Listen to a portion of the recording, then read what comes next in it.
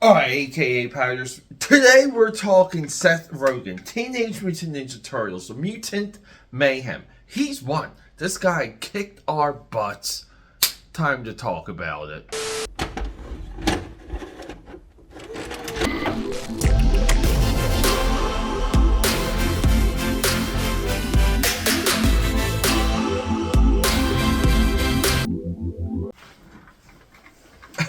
Alright, aka Padders, what's happening? Welcome back to the channel. Peter A. DeLuca here, aka Pad69, your pop culture pope, and say it with me. Known throughout Philadelphia, PA, Europe, and the vast multiverse as your eclectic one. Here we go, people. A little bit of a pause. Guess what? I have had an illness for about a month now, and holy crap, it is taking its toll. I would say the biggest repercussion from it has been, it's just been zapping my energy. And as the holidays march on, there's all of that stuff, there's so many obligations to see loved ones and friends, people I treat every single day as if it's my last. So it's really hard for me to say no to traditions and invites. I'm sure a lot of you can relate. So speaking of traditions and invites, on this channel, we do have a history here, the AKAPAD army, of owning up to where we're wrong. And I'm often critical on other channels and commentators that kind of do the every single day, 3 videos a day on the Marvels, type stuff, where they're just pounding it into the ground.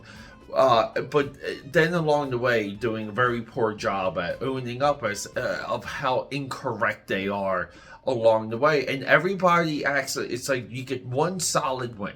Everyone predicts and backs the Marvels in sinking and becoming a complete disaster. And somehow that golden idol just obliterates all the other times you were wrong along the way.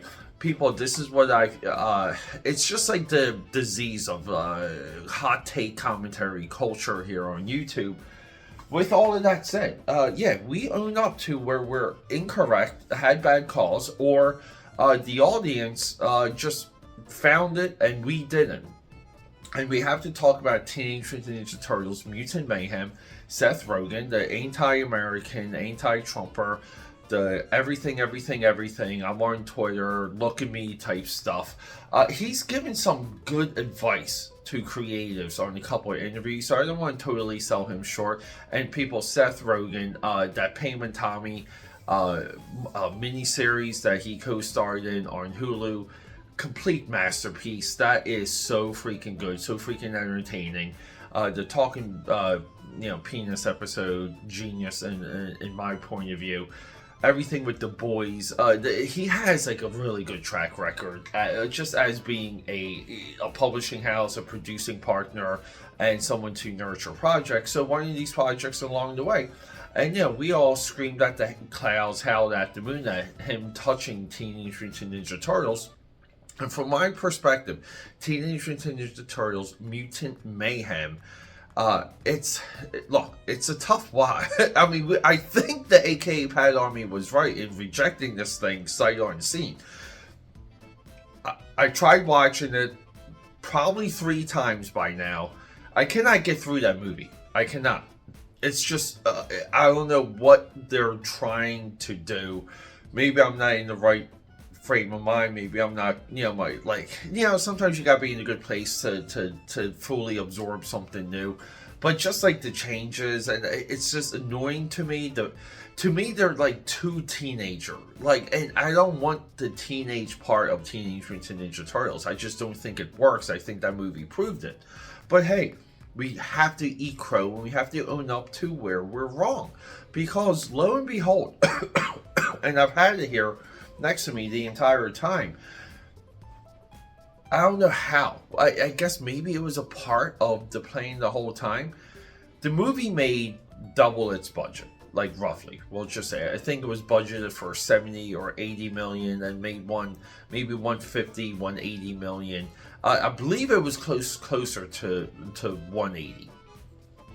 That's good box office. It doesn't matter what day, what time, what era. what market that movie drops in, even if it's worldwide or not. 180 is solid box office scratch, but they're going into next year a full streaming Paramount Nickelodeon series based on that movie, and it solidifies Mutant Mayhem as the next move, the next generation, the next 3, 4, probably 5 years worth of Teenage Mutant Ninja Turtle content within the mainstream. And we all thought that, weathering Rise of Teenage Mutant Ninja Turtles, we would get back to teenage proper.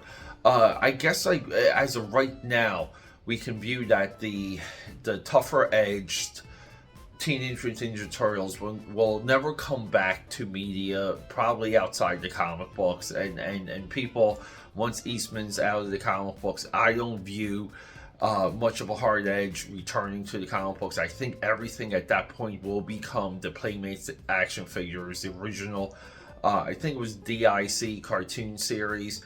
That is where the entire franchise is going to go. It's going to go back to, like, the bright colors, and I'm talking the next 10, 12 years of media push for Teenage Mutant Ninja Turtles.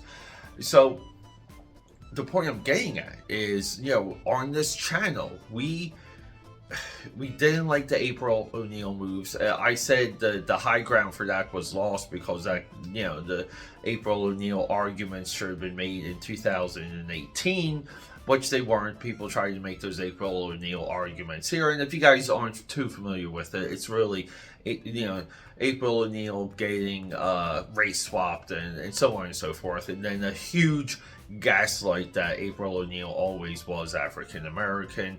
We disproved that quickly, effectively, and efficiently on this channel. You can check out those videos. But yeah, I mean, it's to me, it's a little bit surprising that Mutant Mayhem is becoming the next thing, because from my perspective, Mutant Mayhem just would have went away just like TMNT, the original CGI animated Teenage Mutant Ninja Turtle movie, which I even the beginning of that movie, I love that movie. I love the mythology, the lore, the new villains. They moved the storyline a little bit further. I dig it. I digged it when I first saw it in the theaters, but I never craved to watch it just because it's animated and just give me the live. I'll do the Michael Bay produced, the Platinum Dune produced Teenage Mutant Ninja Turtles over anything. Actually, I just like those movies. I don't know why. They're bright, they're crazy. I like the music in them. I love the animation. The special effects, so on and so forth. But yeah, Seth Rogen really has won.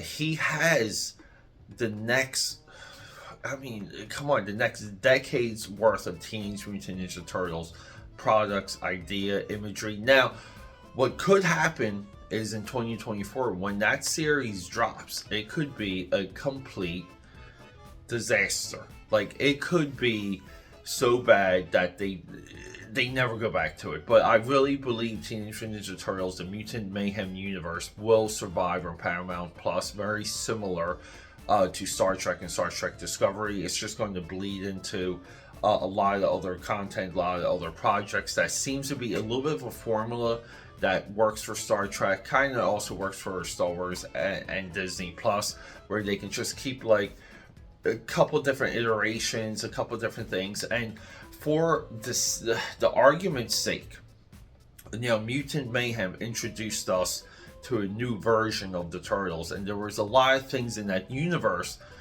we didn't get to see, and people are hungry to see that universe's take on those characters.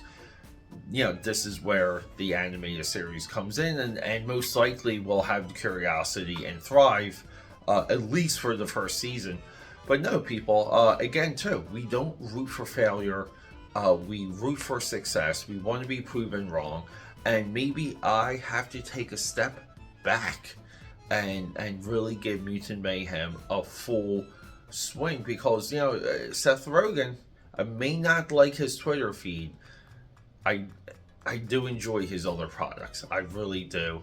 Mutant Mayhem, from my perspective as an audience member, was a mess. You know, like Seth Rogen usually does good producing, good writing. You know, and I, you know, you can say what you want about his on-screen portrayals.